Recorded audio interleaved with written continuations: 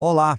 Hoje a gente vai explorar uma ideia muito interessante. Como é que um livro de 1911, de um dos autores mais polêmicos do Brasil, pode virar uma ferramenta para a gente resolver problemas de hoje em dia? E para entender isso, vamos ver como um clube de leitura criativa, guiado pela Milena Aquino, fez exatamente essa mágica acontecer.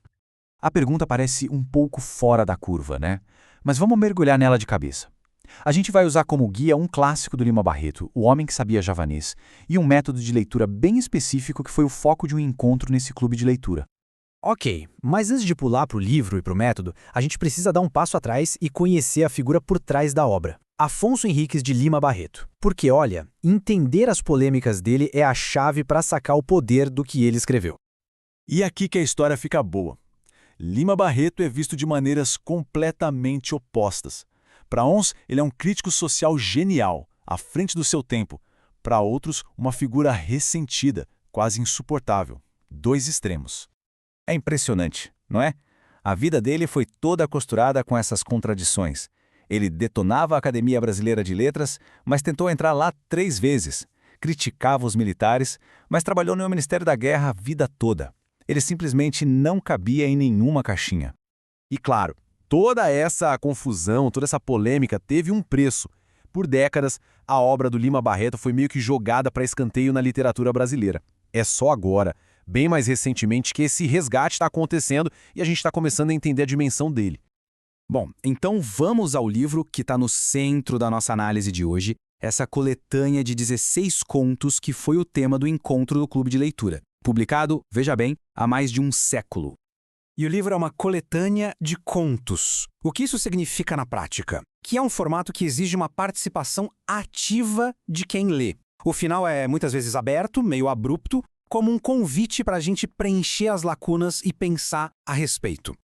E os temas que ele traz, nossa, são de uma atualidade que assusta.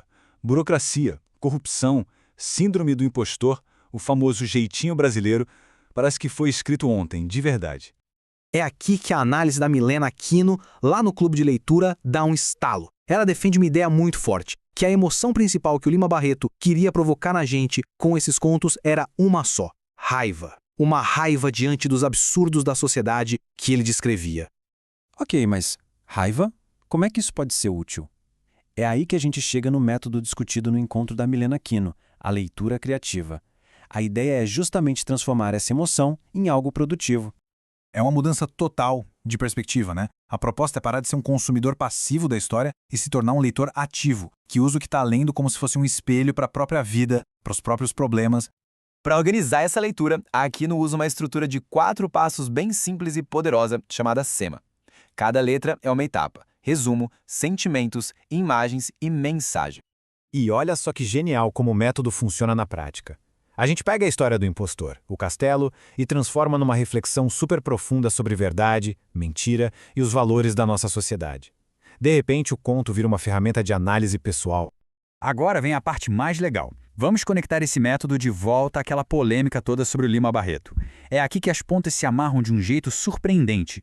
Pensa comigo. E se aquela raiva que a Milena Aquino diz que o livro quer provocar for a mesmíssima energia que os críticos chamam de ressentimento? A mesma coisa vista por ângulos diferentes. A abordagem da leitura criativa nos faz pensar. E se essa emoção tão intensa não for um defeito do autor, um traço de vitimismo? E se for, na verdade, uma ferramenta, uma escolha artística totalmente deliberada para nos tirar da zona de conforto? E o mais interessante é que a própria Milena Aquino, que propõe o método, admite que não gosta de tudo na obra. Ela também percebe esse tom que alguns chamam de vitimismo. Mas, em vez de descartar o livro, a proposta dela é: o que dá para aproveitar disso na minha vida? É uma lição e tanto. Certo. Então, no final das contas, o que tudo isso significa para a forma como a gente pode ler os clássicos da literatura? A grande sacada é que a relevância de um clássico não está só no texto em si, mas na maneira como a gente interage com ele. Com as ferramentas certas, um livro de 100 anos atrás se torna uma coisa viva, pulsante e extremamente útil hoje. E isso deixa a gente com um pensamento final, uma provocação. Talvez a personalidade difícil de um autor ou as suas ideias mais polêmicas não sejam um obstáculo. Talvez sejam justamente a porta de entrada para uma leitura muito mais poderosa e transformadora. Fica aí a reflexão.